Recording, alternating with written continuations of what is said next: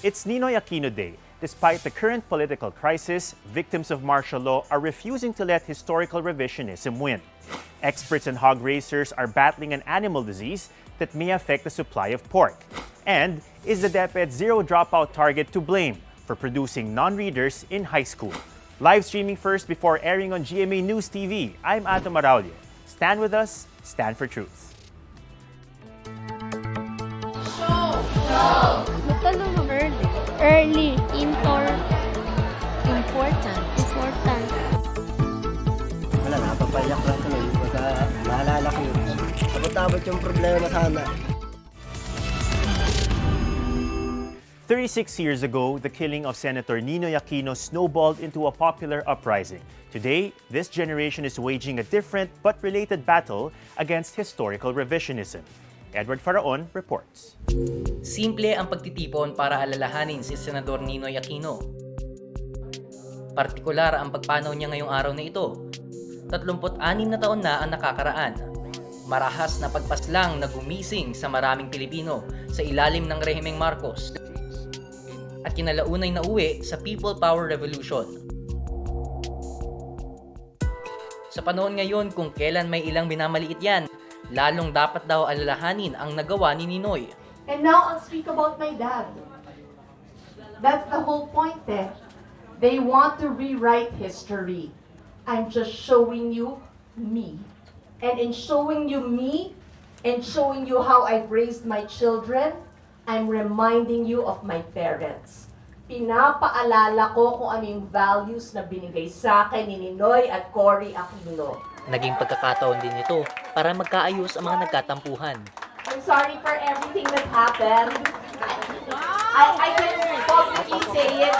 Nagselos ako because I felt Noy chose you over me. Okay, but I hope we can let bygones be bygones.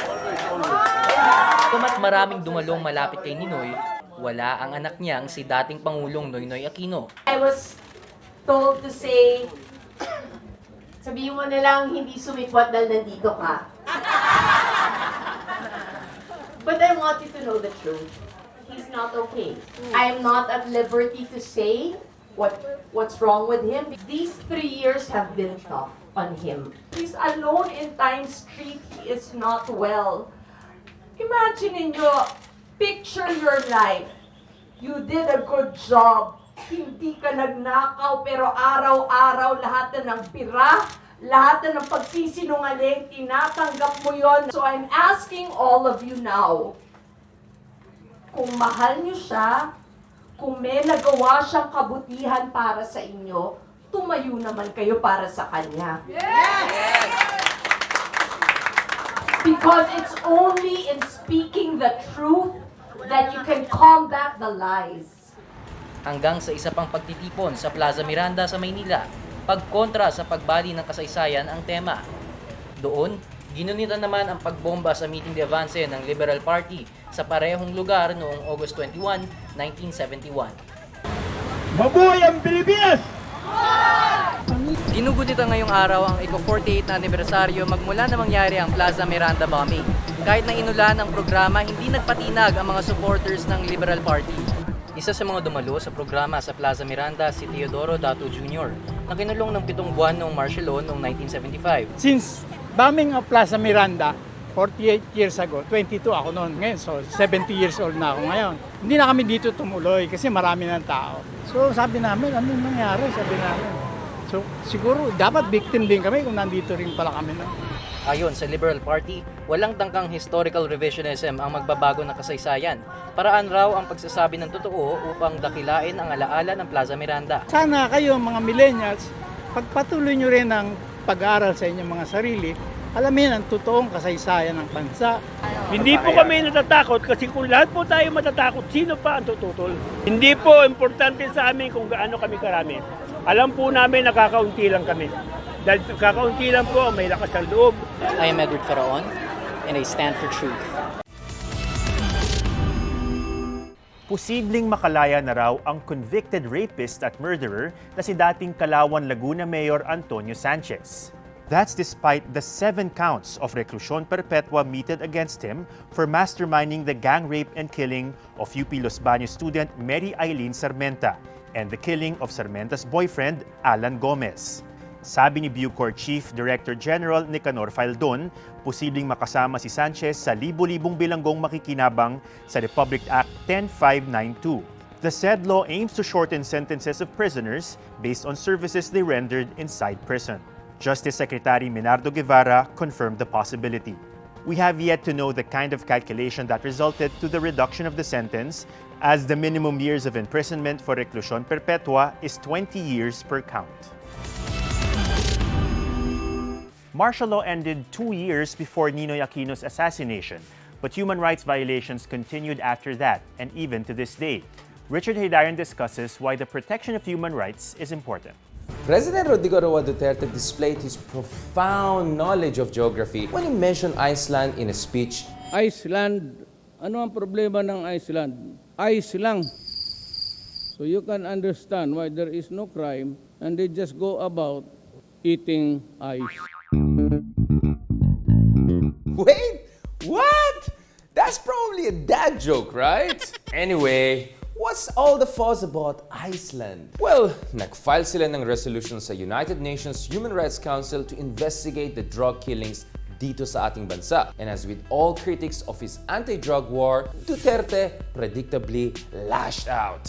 But why Iceland of all countries? Naging member ng United Nations Human Rights Council ang Iceland matapos mag-withdraw ng United States last year. Duterte says wala silang alam sa problema natin dito sa Pilipinas, but Iceland actually overcame its own drug problem back in the 1990s.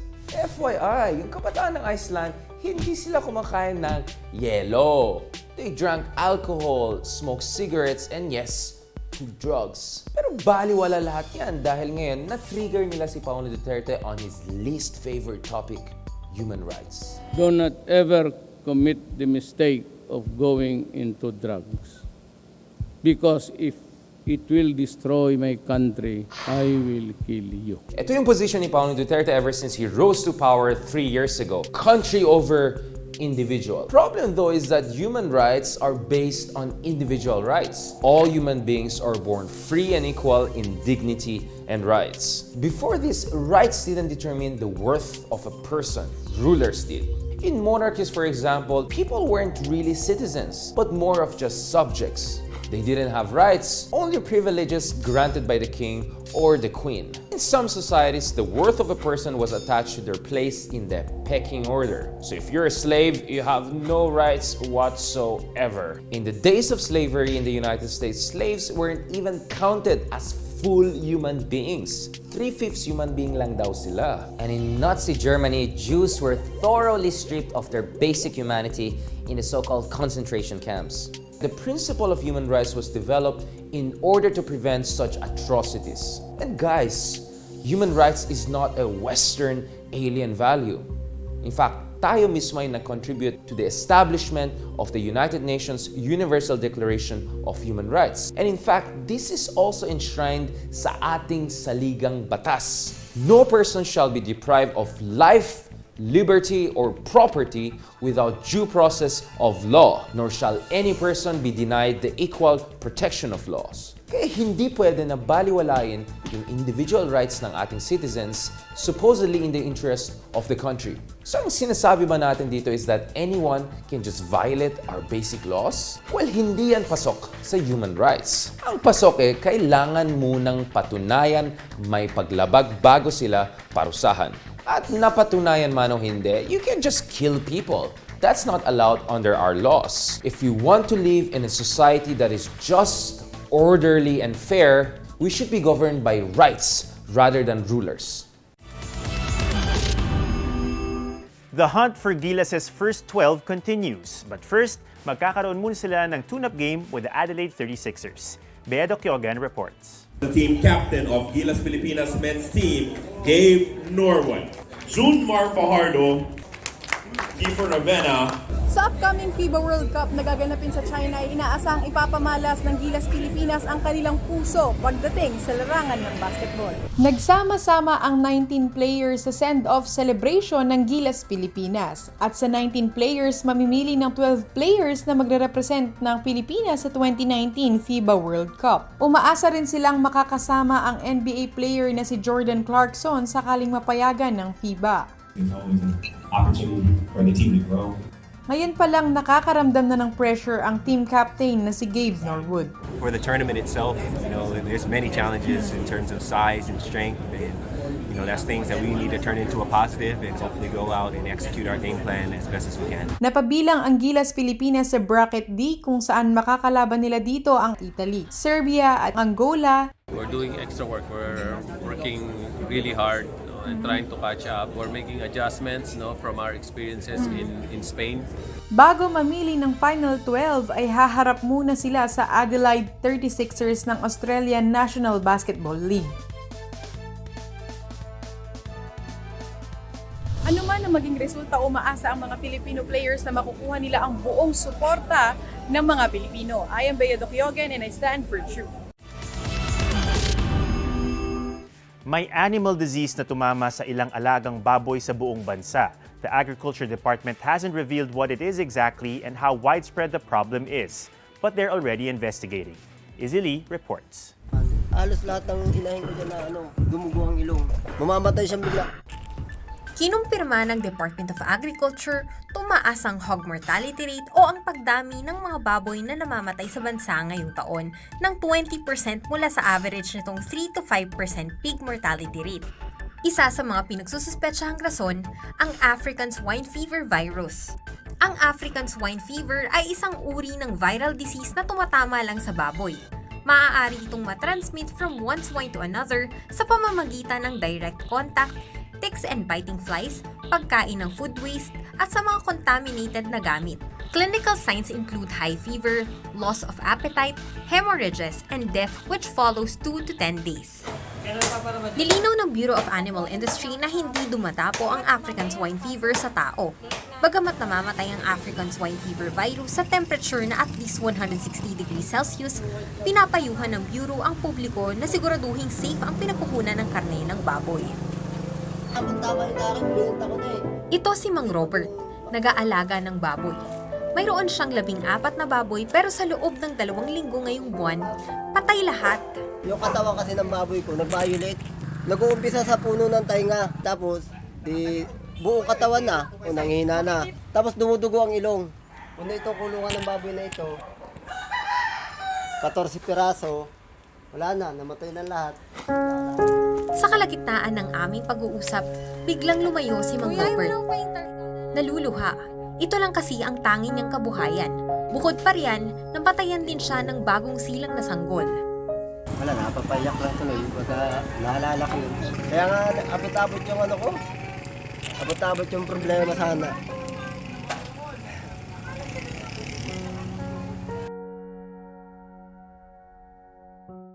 Ito naman si Mang Gadi. Ilang bahay lang ang pagitan nila ni Mang Robert. Kaya pati ang kanyang mga alagang baboy, isa-isa ring namamatay. Hindi ang alaga kong baboy, 50 na inahin siya eh. Bali, ang namatay kong inahin 3. Ito yung kulungan ng isa sa mga alagang baboy ni Mang Gadi na kakamatay lang nitong Agosto. Ayon pa sa kanya, yung iba niyang alagang baboy ay nagsunuran ng mawala ng gana kumain pagkatapos. Kahit naman tanungin namin sa mga veterinaryo, wala pa rin silang cause talaga kung ano yung naging sakit ng mga alaga namin dito. Hindi pa man din kumpirmado pero natatakot daw si Mang Gadi sa African swine fever scare dahil sa pag-aalaga lang ng baboy nakasalalay ang kanilang kabuhayan. Hanggang ngayon, pinag-aaralan pa rin ng DA ang sakit na tumama sa mga piggery sa lugar ni Mang Gadi at Mang Robert. Hinihintay rin nila ang resulta ng lab test which will take 2 to 3 months bago sila makapagbigay ng kumpirmasyon. But all hogs within the 1 kilometer radius will be culled at ang mga nasa 7 to 10 kilometers naman ay naka-quarantine. Bumuo na rin ang crisis management team ang DA para maplanong maigi ang mga gagawin para hindi na lalo pang kumalat ang nakakahawang sakit na ito. Ako si Izzy Lee and I stand for truth. From textbooks to mobile phones, napakadali ng ma-access ng information ngayon. Yan ay kung marunong ka magbasa. But it's surprising that some elementary graduates still can't read. Shai Lagarde has this story.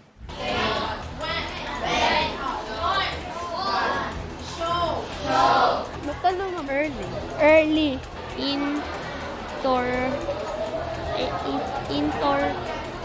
Important. Sa pagbisita ko sa ilang public high school sa Quezon City, nakita ko kung paano nahihirapan ng ilang students with the most basic task of reading. Doon tayo start sa 101. Ilan lamang sila sa mga maituturing na non-readers o struggling learners, yung mga mag-aaral na nakakapasa ng elementary at nakakatungtong ng high school nang hindi man lang marunong magbasa ng maayos. Meron silang itinalagang special section para sa mga estudyanteng nahihirapan pa ring magbasa. Ito po ang klase kung saan pinagsama-sama ang mga struggling readers. May i-adjust po ang kanilang pagtuturo base sa level ng mga bata. Start pa lang ng klase, oral reading po sila. Dito po natin binabase kung ano ang mga lessons na ituturo natin sa kanila. Pag ang bata po ay hindi marunong mag-identify at makapag-recognize ng alphabet, dito po tayo nagsisimula. So back to basics po talaga tayo. Back to basic, including the months of the year and days of the week. Dito pa lang sa grade 8, may 40 students ang hindi pa marunong magbasa. Ang tanong, paano sila nakapasa at na-promote sa susunod na antas kung hindi naman sila natuto ng wasto? The February 2019 policy notes of the Philippine Institute for Development Studies suggests that it might be the educational system that is working against the pupils. Dahil raw kasi sa target na zero dropout rate ng Department of Education, may incentive in the form of bonuses and awards ang mga guro at paaralan kapag walang nagda-dropout. Tinutukoy ng dropout rate ang mga mag-aaral na umaalis during the school year, pati na rin ang mga nakatapos ng buong taon pero hindi na nakakapag-enroll the following year. Wala ring dagdag na sahod sakaling may babagsak at kailangang turuan ng summer remedial classes. May tendency rin na sila ang masisi kapag hindi nakapasa ang estudyante. But many teachers like Christine, who has been doing this for 6 years, are doing the best they can to ensure that no child gets left behind. So kayo lang mami gumagawa ng mga visual aids? Yes po. Nagre-research po kami kasi po kami po ay secondary teachers. So kailangan po namin mag-research sa mga pang-elementary lessons po. Ano po yung dahilan kaya kung paanong nakakalusot po sa promotions yung mga iba? Parang napipressure yung mga teacher na ipasa kahit hindi karapat-dapat. Actually, binabalidate pa namin kung gaano karami yan. Tinatawag namin tentatively na bawat bata bumabasa initiative kung saan hihikayatin ang mga paaralan na magsagawa ng mga inisyatibo na sisiguruhin na lahat ng mag-aaral ay nakakapagbasa sang-ayon sa kanilang grade level. Bibigyan po nating diin din na dapat yung ipinapasa ay yung mga deserving lang at handa na maging learners sa susunod na antas. Proper education remains a privilege na hindi lahat ng kabataang Pilipino ay nabibigyan. Hiling ng kanilang mga guro, magkaroon sana sila ng matinong pagkakataon na maiangat ang antas ng kanilang kaalaman. I'm Shai Lagarde and I stand for truth. O may pasok na uli bukas, kaya huwag tatamad-tamad. In the meantime, you can enjoy our stories online. I'm Ato Marado together with Richard Hidarian and Joy Spring. Stand with us, stand for truth.